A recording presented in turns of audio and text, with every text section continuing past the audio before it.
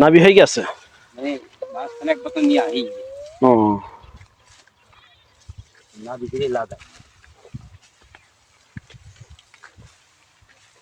এবার ধানের ফলন টলন কেমন হচ্ছে ধানের? 14-15 মন।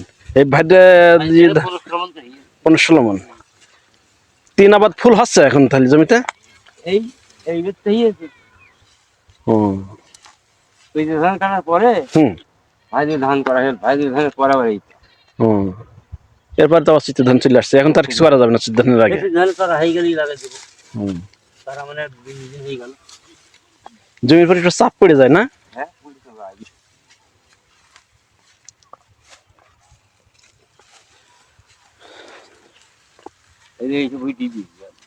এবার পানি খুব একটা না হলে পারো জমি তুষা হয়ে গেছে।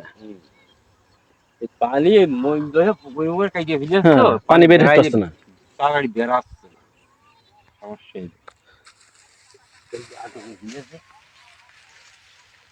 ক্যানেলও আটা হয়ে গেছে, এগুলো তো সমস্যা হয়ে যাবে আস্তে আস্তে যাচ্ছে।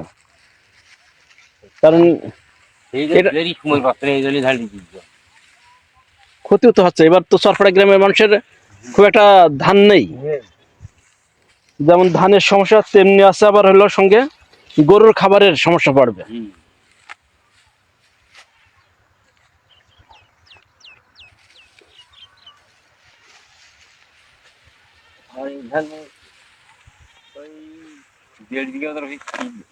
আচ্ছা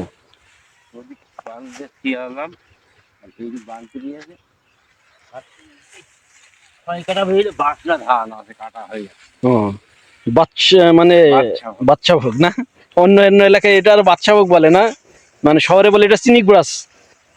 ঠিক আছে।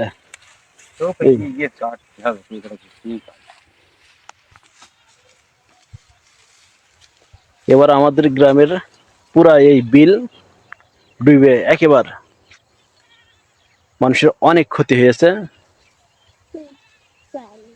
একটা কথা আছে যে আমাদের গ্রামের ধান বাজারে না গেলে পারে বাজারে আড়তে ধান ভরপুর হয় না। ঘটনাটা কি ঠিক নাকি ভাই? আমাদের গ্রামের চৈত্র মাসে যে ধান করা হয়, এই ধান যদি বাজারে না যায়, বিশেষ করে চরপাড়ার, তাহলে পরে যে আড়তদারদের যে ধান কেনার টার্গেট সেটা পূর্ণ হবে না। আমাদের গ্রামে ধান লাগলে ধানই হয়। তারপরে এখানে আরো বাজার আছে, সেই বাজারগুলোতে আমাদের গ্রামেরই ধানের উপরে নির্ভর করে, সেই বাজারের বেচা কেনার উপর নির্ভর করে যে দাম নির্ধারণ হয়ে যায়। আমাদের গ্রামে যদি ধান যায় তাহলে পরে এক দাম, আর যদি না যায় তাহলে আরেক দাম হয়ে যাবে। সব থেকে ধানের তো ক্ষতি হয়েছেই, তার সাথে আরো ক্ষতি হয়েছে এই যে আমাদের এদিকে বলে এটারে বিচিলি। এই যে এটা বানছে, এটার এবার অনেক দাম। যাদের বাড়িতে গরু আছে আর যাদের ধান হয়নি তাদেরকে পক্ষে গরু বাড়িতে রাখা অসম্ভব ব্যাপার। এই যে এক একটা এই সাইজের 80টার দাম 500 টাকা, তার মানে 5 টাকার উপরে। এগুলো দেখছে এমনও গরু আছে এক পণ খেয়ে ফেলানো অসম্ভবের কিছু না, খেয়ে ফেলবে। তার মানে একটা গরু যদি নর্মালেও খাই, যদি 50% খায় তাও 250 টাকা খাচ্ছে। আর যদি গাভী গরু হয় তাহলে সে গাভী গরুতে তুলনামূলক বেশি খায়। সে যদি 1 পণ খায় তাহলে কৃষকের পক্ষে কোনো ক্রমেই সম্ভব না এই গরু খাইয়ে আর এই গরু রাখা। এটাকে যেমন বলে বিচিলি, এটাকে 8টা এবং 10টা করে যেটা এটা বাঁধে সেটাকে বলে গল্লা। ঠিক আছে, এটাকে 10টা বাঁধলে সেটাকে গল্লা বলে। আর এই যে ধান কেটে রেখেছে এটাকে বলে ধান পাইড়ে রাখা। ঠিক আছে, অন্যান্য এলাকায় বিভিন্ন এলাকায় বিভিন্ন রকম নাম বলে, আর এই যে এগুলো উৎসাহ করে রাখছে যেগুলো, ওগুলোকে বলে জাউলি। ধান ধান কাটে এটাকে পাইড়ে রাখা বলে। ঠিক আছে, তারপরে এটাকে বিচিলি 8টা এবং 10টা দিয়ে যেটাকে এক জায়গায় বাঁধে সেটাকে বলে জাউলি, সরি গল্লা। আর গল্লাকে সবগুলো আবার এক জায়গায় যখন রাখে সেটাকে বলে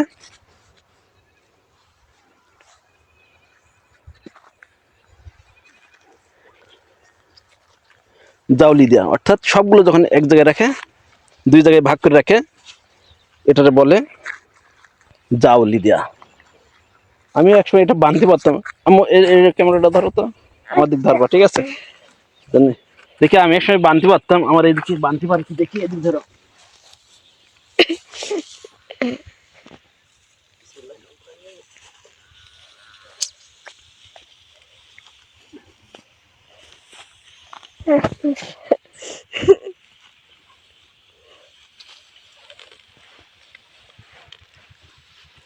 হয়েছে ভাই, হ্যাঁ অনেক বছর পরে বাঁধলাম। না আরো কয়টা বাঁধতো? আমাকে মেশিন দিয়েছে, কি খেত মেশিন ঘাস তোলাইনি মেশিন নিয়েছেন? হুম ও, কেমন হয় এটা ঘাস করানো? ভালোই হবে। ভালোই হচ্ছে না? এই না, এই মেশিন ছোট যে গাছটা আছে হ্যাঁ, মানে একটা লাগালে হবে 2 ইঞ্চি, হুম, আর দ্বিতীয় লাগালে হবে 1 ইঞ্চি। এই বানলাম, আমরা এখন অনেক বছর পরে বানলাম। মোটর কিনি, খালি মেশিন কিনি না, টিলার দিয়ে চালাই না। অনেকদিন পরে বানলাম, বানতে পারলাম মোটামুটি। কত বছর পরে বানলাম তা ঠিক নাই।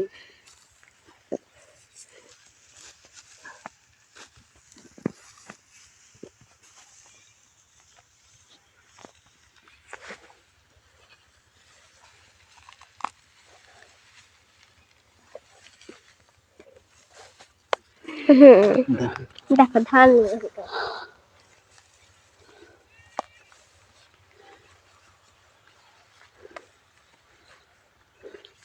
দর্শক দেখলেন, ধান বান্ধা, বিচলি বান্ধা।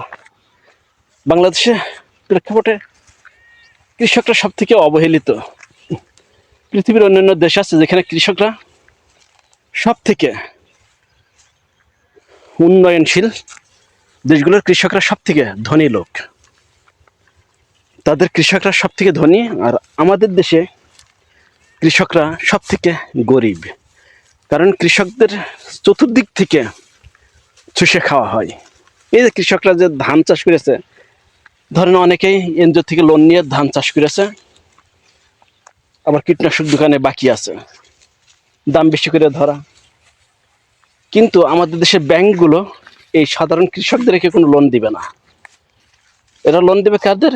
ওই কীটনাশক ব্যবসায়ীদের, দিবে ধানের ডিলারদের, দিবে সারের ডিলারদের, এভাবে এদেরকে লোন দিবে। কিন্তু যারা মূল উদ্যোক্তা, মূল উৎপাদনকারী, সেই সব কৃষকেরা এর লোনের অন্তর্ভুক্ত হবে না। এই জন্যই এরা যখনই ধান চাষ করে, চাষ করার পর যখন ধান ওঠে বাড়িতে, সেই ধান বিক্রি করে দিতে বাধ্য হয়। আর সেই ধান এদেশের কেনার জন্য আবার ব্যাংক তাদেরকে লোন দেয়। কিন্তু দেখেন, যারা উৎপাদনশীল, যারা এই উৎপাদন করেছে, এদেরকে কিন্তু লোনটা দেওয়া হলো না। দিন শেষে এদের কাছ থেকে সব ধান কাচিয়ে নিয়ে যায়, তারা স্টক করছে এবং সময় মতো ধান তারা বিক্রি করছে। তা নাহলে এদেশের আজকে ধান বিক্রি হচ্ছে 1300-1400 টাকা। ভাই, ধান বিক্রি হচ্ছে কত করে এদিন? 1400 সাড়ে 1300 টাকা। 1400-1300 টাকা। আর বাজারে যায় সেই চাউল বিক্রি হচ্ছে 80 থেকে 85 টাকা। চিন্তা করা যায়? এই হইল অবস্থা। সাড়ে 1400, সাড়ে 1500, সাড়ে 1300। এই হইল মানুষ কিভাবে চুষা খাইয়ে নিচ্ছে আমাদের দেশের কৃষক এবং সাধারণ। কিন্তু 1 কেজি 200 টাকা। ও, যদি কৃষককে সত্যিকার অর্থেই আমাদের সাহায্য সহযোগিতা হাত বাড়িয়ে দিতে হয়, তাহলে রাষ্ট্রকে প্রথম যে কাজটি করতে হবে, এদেরকে ইন্স্যুরেন্সের ভিতর নিয়ে আসতে হবে। যখন ইন্স্যুরেন্সের ভিতর নিয়ে আসা যাবে, তখন তার যদি ধান লস যায়, তাহলে সে ক্ষতিপূরণ পাবে। এই যে আমার গ্রামের মাঠ দেখছেন, একেবারে হাজার হাজার মন ধান হতো, সেই ধানগুলো এই বর্ষার পানিতে সব মার গেছে। যার কারণে এরাই সব ক্ষতি হয়েছে। এরা লাগিয়েছে ধানের চারা, বীজ, সার, কীটনাশক সব দিয়েছে, কিন্তু ধান এই বর্ষার পানিতে মার গিয়েছে। ইন্স্যুরেন্স থাকলে এদের ক্ষতিটা এই পরিমাণ হতো না, তারা ক্ষতিপূরণ পাইত। অথচ আমাদের দেশে একটা শিল্প প্রতিষ্ঠান করলে অনেক শিল্প প্রতিষ্ঠান তারা নিজেরাই নিজেদের প্রতিষ্ঠানে আগুন লাগিয়ে দেয় শুধু ইন্স্যুরেন্সের টাকা পাওয়ার জন্য। তাদেরকে আবার সে টাকা পয়সা তারা আদায়ও করে, অথচ আমার কৃষক ভাইদের এই সুযোগটি দেওয়া হয় না।